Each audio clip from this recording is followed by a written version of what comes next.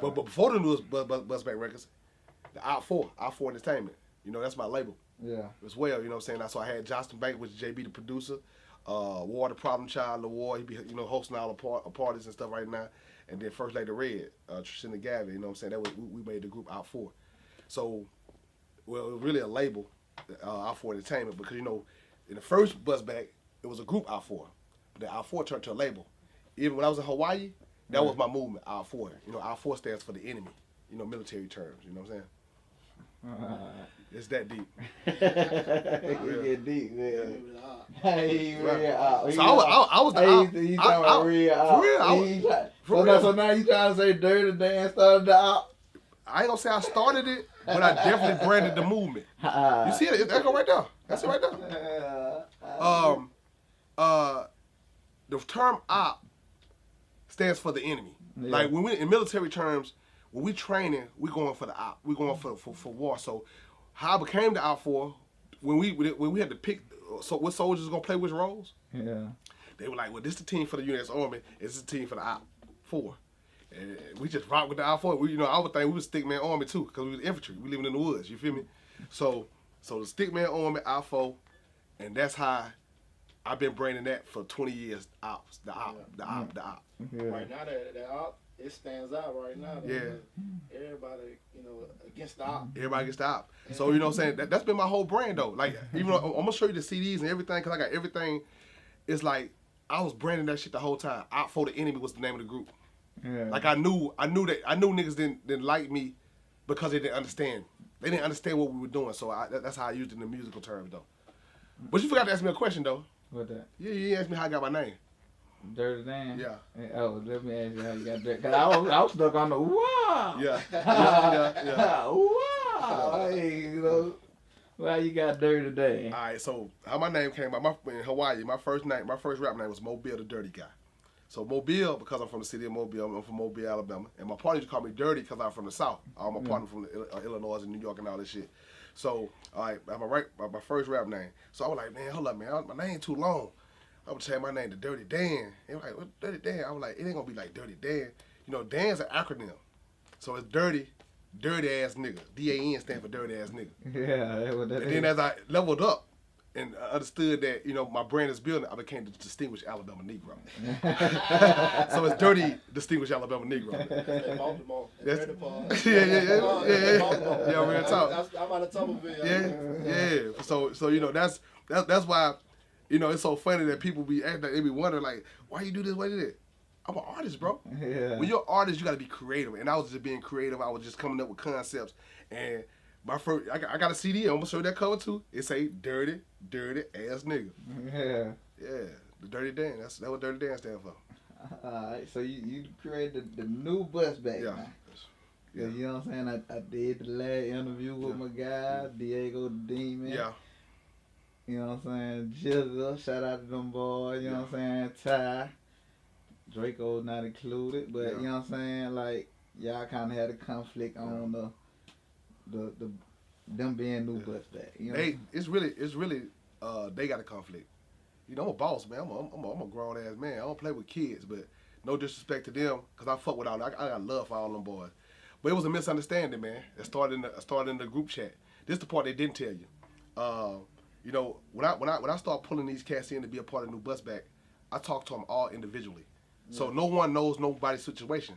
So it wasn't never a group effort. The only person that was outside of, you know, the guys that are with 8 May now, shouts out to 8 May, shouts out to Draco, because I really don't have no beef with them, was Diego. Diego was the only one that was signed, that was in the process of getting in the mix of what we had going on.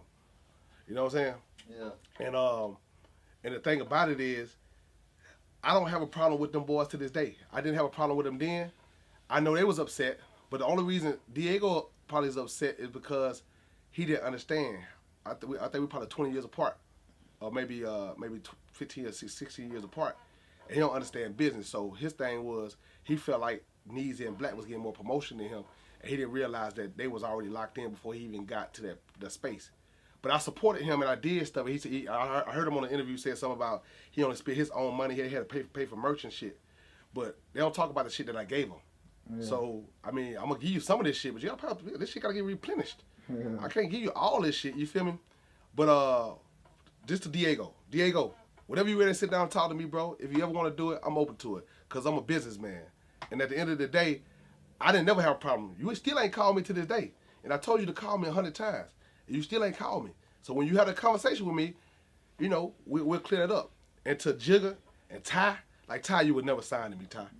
Ty, we never did any business before. Ty, I don't have one record with you, Ty. Ty, I don't got no disrespect towards you, bro, but I don't know who you is, bro. I see you doing your thing, so I'm going to support that.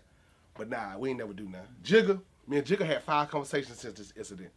Yeah. Every time we had a conversation, it's been straight about, because he was mostly mad at Black, because him and Black cousins. Yeah. And that's another thing I don't do. I'm a real nigga. I don't get in family business. So I ain't never dive into it to pit them against each other. But one thing I did tell them, I told them they need to squash that shit, because at the end of the day, like, y'all niggas family. This shit always come back full circle. I've been around a long time. Every time you beef with family, some shit always come back around to make you, whether it be a loss of family or something, gonna bring that shit back around. So I ain't stepping to that.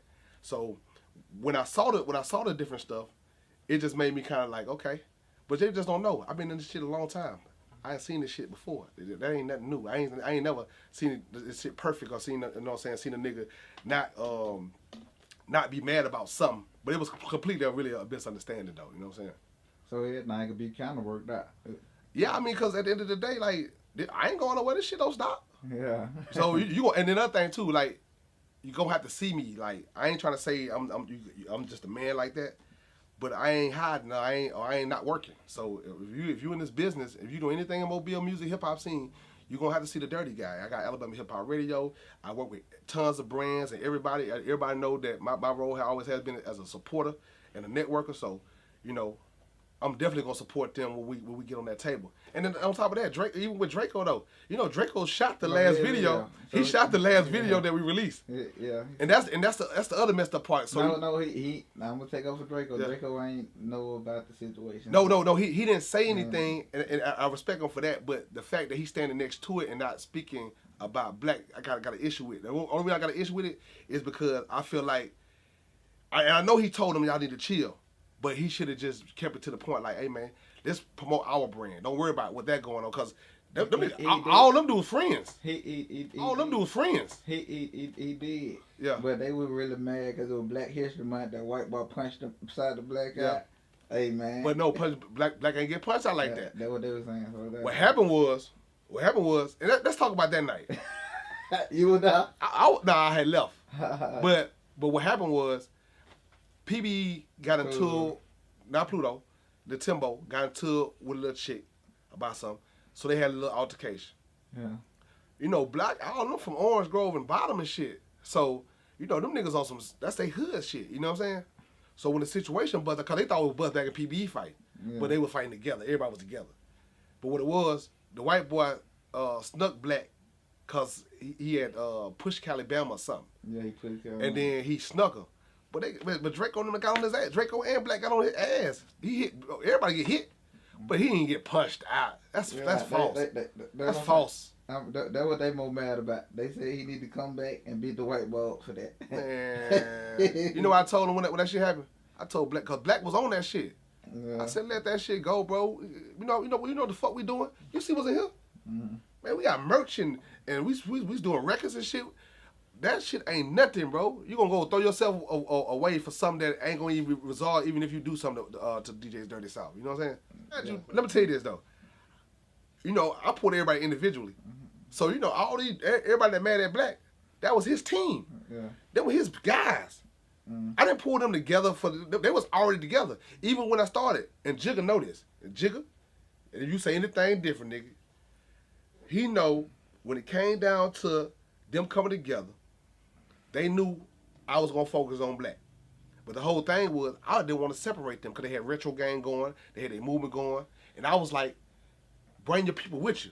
So when we did our first photo shoot, Jigga, all them there for support. Get what I tell them to do. Hey man, do some photos, man. Because this about y'all, this y'all movement. I want to support y'all.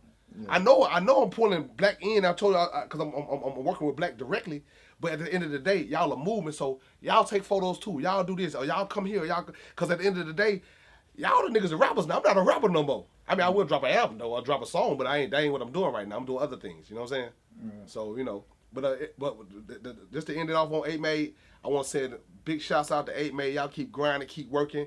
And at the end of the day, a nigga ain't mad. Let's just do business. Because, you know what I'm saying, I ain't doing none of you niggas.